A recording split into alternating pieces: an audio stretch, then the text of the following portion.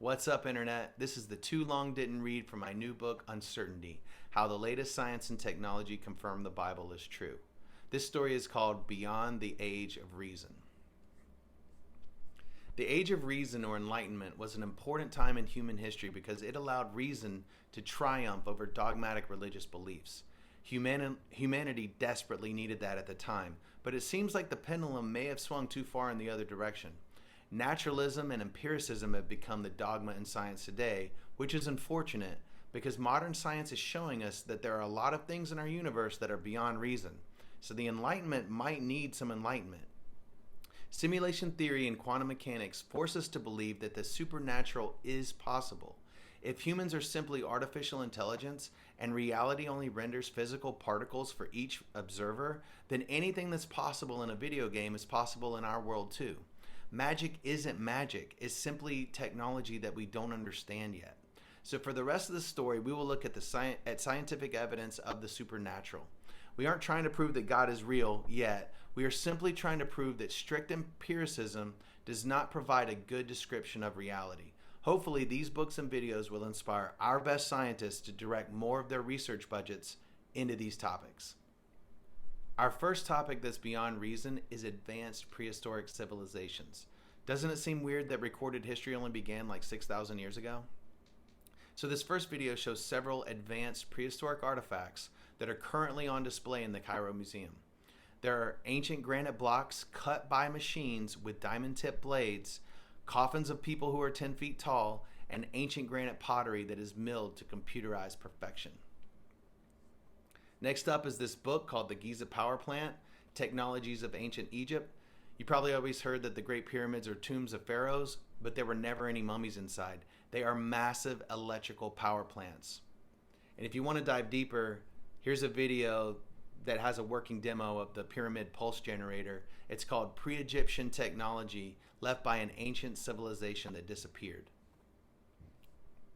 In that video, you'll see that advanced prehistoric civilizations had some kind of construction technology that could liquefy granite. It looks like they just scooped it out like ice cream. And you see that technology in ancient megalithic structures all around the world. So here's a video from Hancock that will show you several of those locations. And then here's a full lecture from him that dives deeper into the mysterious megalithic structures. Another artifact that might contain some kind of advanced prehistoric technology is the actual Ark of the Covenant described in the Bible. In this next video, Hancock tracks the Ark of the Covenant to Axum, Ethiopia, and he interviews the modern day guardians who all seem to die rather quickly from radiation poisoning, similar to the stories in the Old Testament. At Christians, Genesis 6 doesn't say much about the giants who existed before Noah's flood, but there is another ancient book that does. The book of 1 Enoch, quoted in the biblical book of Jude, states that 200 angels came down from the heavens to mate with the daughters of men. 1 Enoch also describes an advanced Iron Age before the flood, and we still have some of these ancient artifacts lying around to prove it. The flood not only wiped out the half-breed giants, it also reset the technology on Earth. We will look at way more evidence for this in the story, Power Washing the Matrix. Our next topic that's totally beyond reason: prehistoric giants. Prehistoric giants are another biblical concept that is widely ridiculed by modern science, but that ridicule only started fairly recently.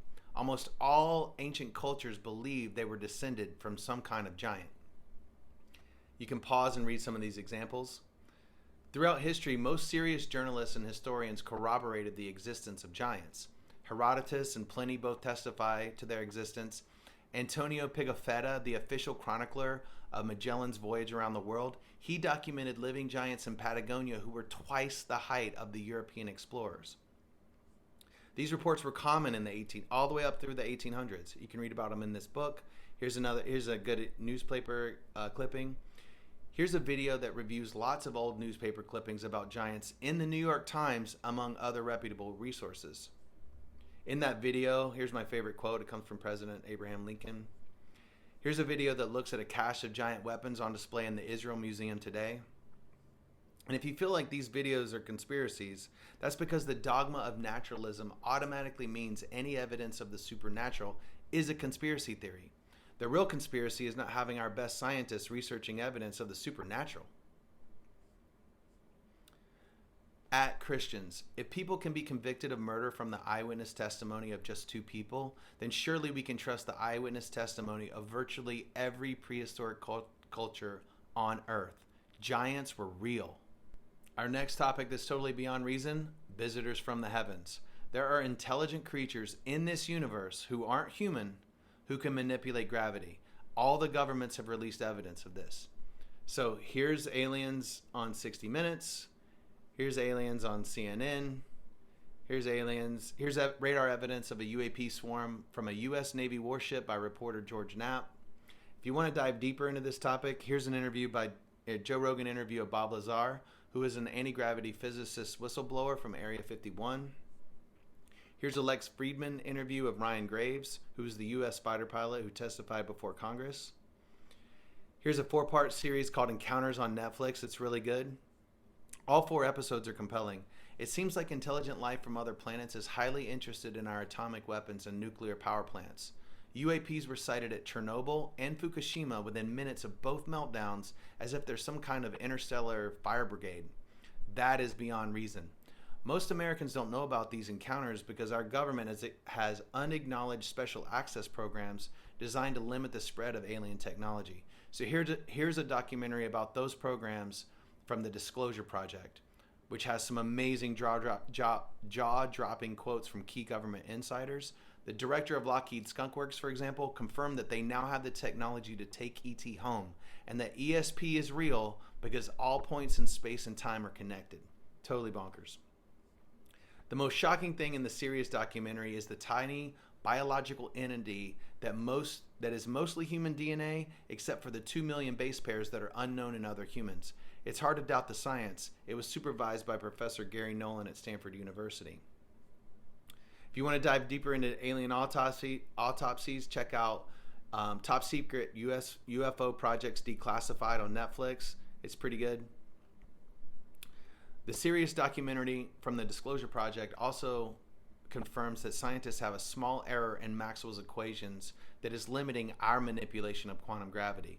Correcting this error is the key to unlocking zero-point energy.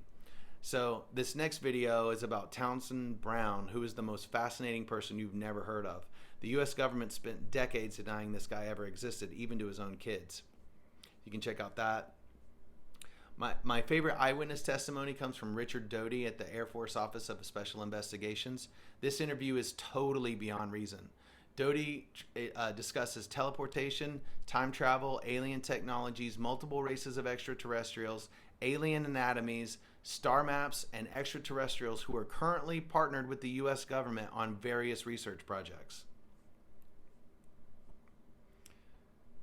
Doty's interview corroborates the existence of an alien race from the star system Zeta Reticuli. His interview gives some credibility to the absolute craziest diary that you will ever read, called Secret Journey to the Planet Serpo, a true story of interplanetary travel. The book allegedly contains first-hand mission notes from 12 American Air Force soldiers who left Earth on July 16, 1965, and traveled with the Ebens on a 10-month journey to their home planet 40 light years away using time waves in space. I know that sounds crazy. If you don't think that sounds crazy, then you're not reasonable. And that's my point. Our universe is not reasonable. At Christians, given traditional church narratives, it may be difficult for you to think about aliens, so let me give you a few biblical ideas to consider. First, we know that angels are extraterrestrials by definition because they are not from this earth. So consider Ezekiel's description of a visit he got from 4 angels, okay? I looked and there was a whirlwind coming from the north, a great cloud with fire flashing back and forth and brilliant light all around it. In the center of the fire, there was a gleam like amber. The form of 4 living creatures came from it. How is that not a UFO? In fact, check out this scale model of New Jerusalem that comes down out of the sky surrounded by flashing colored lights in Revelation 21. If you saw something that big coming out of the sky today with flashing lights, what would you call it? We know that God created life in the heavens long before he created life on earth.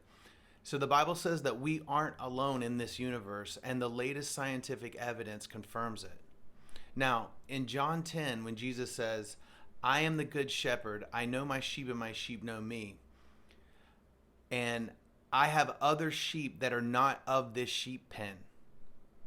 I must bring them also. They too will listen to my voice, and there shall be one flock and one shepherd. Now, where do you think all those other sheep pens are? Look up at the night sky. They're everywhere. The universe is full of life. Mind over matter. You know what else is beyond reason? Telepathy, remote viewing, telekinesis, and clairvoyance. The most well-documented research into these topics was performed by the Stanford Research Institute during the Cold War, because the CIA feared the Russians were developing psychic weapons. They published all their research in this book. And the shocking results from their experiments are that these psychic abilities are totally real. And even more shocking, every human they tested could remote view other times and spaces better than chance. Here's an interview with one of the key subjects of their experiments, Uri Geller. If you want to learn more about Project Stargate, here's an interview with the lead scientist, Russell Targ. At Christians, the Bible is full of examples of remote viewing and clairvoyance, or prophecy. Here's a video that explains one of my favorite prophecies in the Bible, from Isaiah 45. Our next topic that's totally beyond reason, additional dimensions of space and time. Currently, we only have two methods for accessing other dimensions: psychoactive drugs or near-death experiences. It's difficult to trust the eyewitness testimony of people under the influence of magic mushrooms, but we have loads of eyewitness testimony from sober people who have temporarily died. So here's a channel on YouTube called The Other Side NDE that collects their stories. These stories are fascinating. Here's one of my favorites. Thank God this guy came back to life to record this video. I've watched a lot of these NDE videos, and there are some common themes in their experiences. Traveling rapidly through space toward a light, meeting a spiritual guide that knows them intimately, visiting gardens where the flowers and plants are aware of them, reviewing and reintegrating various events from their lives, experiencing the thoughts and feelings of all other people all at the same time, visiting new dimensions that use higher frequencies of energy. Many people report experiences with colors and smells that we just don't have here. Some report hearing words that can't be spoken here. Indescribable love and connection with all living things. Only about 10 to 20% of people who temporarily die have near-death experiences that they can recall, but all of them lose their fear of death. So here's another inspiring eyewitness testimony of the afterlife, and another one. Here's an eloquent description of a life review. Many people experience a choice of whether they want to return to this world to suffer some more, so this video is a great example. Christians, you can read more about NDEs in this new book called Imagine the God of Heaven, Near-Death Experiences, God's Revelation, and the Love You've Always Wanted. This guy, Burke, studied more than 1,000 NDEs and explains why he believes they prove the Bible is true. He summarizes his research in this interview. So let's pause and think about the humans who lived thousands of years ago. They believed in aliens and magic and prophecy and other spiritual realms. Aliens show up in the mythology and written records of virtually every ancient culture on Earth. Aliens, angels, demons, elves, gods, Elohim, fairies, leprechauns, and sky people are all just different names for the same thing, not us. It's time we stop thinking of our ancient ancestors as hysterical, intellectually inferior, or in any way different than us. The humans who lived 5,000 years ago were exactly like us today. They just had less knowledge about the universe. Sure, they didn't know how to make atomic bombs, but neither do you. I'm saying that the universe is a quantum computer, God is real, and aliens are real because of science. I'm sure you didn't sign up for that journey because I didn't. But once I started learning everything the scientists had to say, they sound just as crazy as all the religions. In my lifetime, I will never be able to do a quantum mechanics experiment to prove to myself that the standard model and the observer effect are real. So I have to believe quantum physicists just as much as I have to believe any preacher, mystic, monk, or philosopher. The point of this story is to convince academics, scholars, and scientists that strict empiricism woefully fails to describe our reality. The supernatural is simply the natural that is yet to be explained. So instead of ignoring all these unexplained data points, let's embrace them and channel more research dollars into them. We close this story with a technical argument for scientists about intelligent design. I'll scroll through so you can pause and read it if you want. Ultimately, we argue when there's a one-way direction of science that perpetually uncovers existing information flowing back to some source, we call that intelligent design. Simulation theory is what forces chance onto the uncertainty of intelligent design. So if you want to learn more about intelligent design, here's a video from Dr. Stephen Meyer, Professor John Lennox, and Michael Behe. So, how are you feeling about your uncertainty now? More uncertain than ever? Up next, where moth and rust destroy. In that story, we learn how heat creates time. We explore the ways that entropy disorganizes heat in the universe, while life reorganizes it in the never-ending war for calories. At Christians, we really need your support. Fundamental Frequency is a 501c3 nonprofit ministry dedicated to spreading the good news of Jesus to academics, scholars, and scientists because they have a tremendous influence on all our worldviews.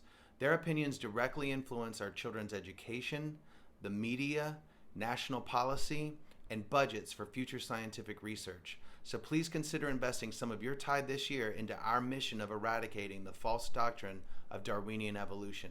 You can use this QR code to donate in one click. All your gifts are tax deductible. You can also help us by sharing this story with your friends on TikTok, Twitter, Threads, Instagram, Facebook, LinkedIn, YouTube, WeChat, Weibo, and Qzone. See you next time.